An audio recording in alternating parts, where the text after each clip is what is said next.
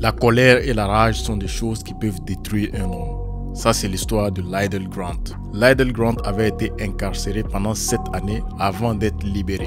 Il a été libéré avec caution après qu'un collectif se soit donné les moyens de prouver son innocence. Pendant ces 7 années, il a toujours clamé son innocence pour une affaire de couteau, de boîte de nuit et surtout dans ce cas-ci, la victime était de peau blanche. Comparé à un noir, on sait directement ce qui se passe. Il a été incarcéré injustement pendant ces 7 années. La victime a été attaquée la nuit là, mais ce n'était pas Lydell Grant, c'était quelqu'un d'autre. Aujourd'hui, il est dans une autre histoire qui est vraiment très tragique. Ceci, ce sont les images après qu'il soit rentré chez lui, fêter ses retrouvailles avec sa famille. Cela était pendant la Thanksgiving, une fête américaine où les Américains se réunissent, les membres de la famille de tous les États, ils se réunissent dans une même maison et puis fêtent la Thanksgiving. Ils mangent la grosse dinde que vous voyez pendant Thanksgiving et tout le monde est content. Ce monsieur a une chance exceptionnelle de retrouver la liberté parce que dans son cas, un noir, une victime blanche, et puis comment prouver que la justice s'est trompée, c'est très difficile. On ne peut que dire que gloire à Dieu pour sa libération parce que le collectif a fait un travail remarquable. Jusqu'aujourd'hui, le collectif maintient que ce travail qu'ils ont fait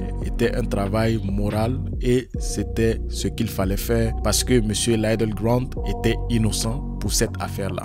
Sa propre maman était carrément désespérée de le revoir un jour. C'est ce qu'elle dit dans son interview. Elle regarde autour d'elle et elle voit son fils. Elle ne peut que remercier le bon Dieu. Lui-même, Lydell Grant, il brandit la Bible pour montrer sa foi et sa reconnaissance au Tout-Puissant. Ici, il est en train de dire que si tes journées sont noires, elles sont ténébreuses, un jour, tu verras la lumière. La lumière, il la verra et c'est comme ça, lui, il a vu sa lumière. Après toutes ces paroles de bonne moralité, de bonne croyance, de croyance au Tout-Puissant, M. Lydell Grant se retrouve dans une autre affaire tragique. Mais cette affaire a été déclenchée par sa colère. La colère peut détruire un homme. La question dont je me pose, c'est comment est-ce que la colère peut détruire un homme à un tel point. Regardez-le en novembre 2019. Ici, il vient de sortir de prison. Il dit il se sent rajeuni, il se sent vivre, il sent la nature. Il sent tout ce qu'il faut sentir quand on est dehors. Il est très content. Aujourd'hui, M. Lydell Grant a été arrêté pendant l'investigation d'un incident où on a retrouvé une voiture abandonnée quelque part sur une route au Texas. On a visionné les caméras de surveillance qui étaient autour de la scène. Et ce qu'on a pu voir était carrément tragique.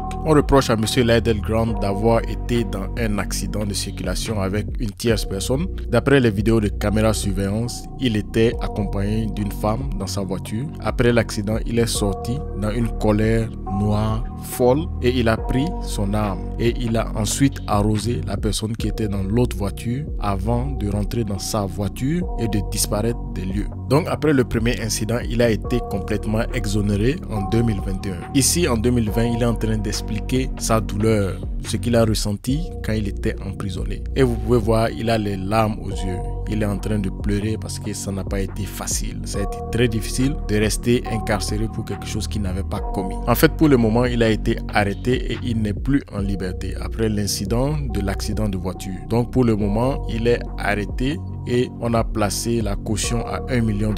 S'il n'y avait pas les caméras de surveillance, ce monsieur Lydell Grant serait toujours en liberté. C'est grâce aux caméras de surveillance qu'on a pu retrouver la plaque de la voiture qui avait commis la chose la nuit dernière. Donc, après avoir relevé la plaque, on est allé retrouver le propriétaire de cette voiture. Et il se trouve que c'est monsieur Lydell Grant. Ici, ce qu'ils sont en train d'insinuer, c'est est-ce que le collectif qu'il a libéré a fait un travail juste et équitable. Donc, le collectif a émis un statement qui dit que eux, ils sont certains de ce qu'ils ont fait pour le premier incident où on l'avait emprisonné pour quelque chose qu'il n'avait pas commis. Donc, le collectif maintient toujours le fait qu'ils ont fait un travail exceptionnel. Maintenant, ce qui s'est passé dans les 2 derniers jours après cette histoire de voiture et d'incident, eux, ils se désolidarisent de ce qui s'est passé. Comment est-ce qu'un monsieur comme monsieur Lydell Grant, sorti de prison, brandit la Bible et remercier le Seigneur et tout cela, il peut se retrouver dans une situation de colère extrême. Colère extrême à un tel point qu'il sort de sa voiture et il commence à arroser la tierce personne. Ça, c'est tragique. Aux États-Unis ici, il y a un phénomène qu'on appelle road rage. Road rage, c'est l'enflammade de l'extrême cruauté, l'extrême violence, une enflammade, une extrême colère, quelque chose de la sorte qui fait que quelqu'un se lève et il commet une infraction, un délit, une agression pendant la circulation. Ici, c'est la photo qu'on a prise pendant son incarcération pour cet incident de voiture. Vous pouvez voir dans ses yeux le regret, la tristesse et surtout la douleur de retourner derrière les barreaux. Dites-moi dans les commentaires que vous inspire cette histoire de Lydell Grant. Est-ce que c'est une histoire tragique comme je l'ai dit ou bien c'est une histoire de flip-up?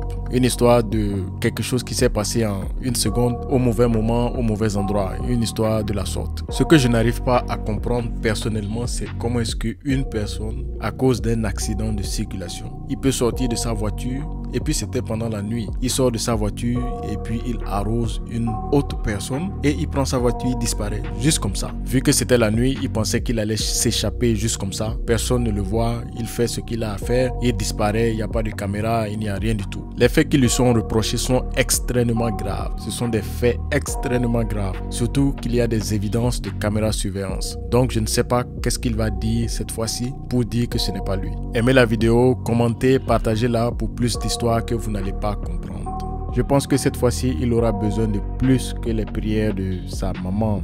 Il aura besoin de prières de toute une communauté pour qu'il puisse sortir de prison le plus rapidement possible.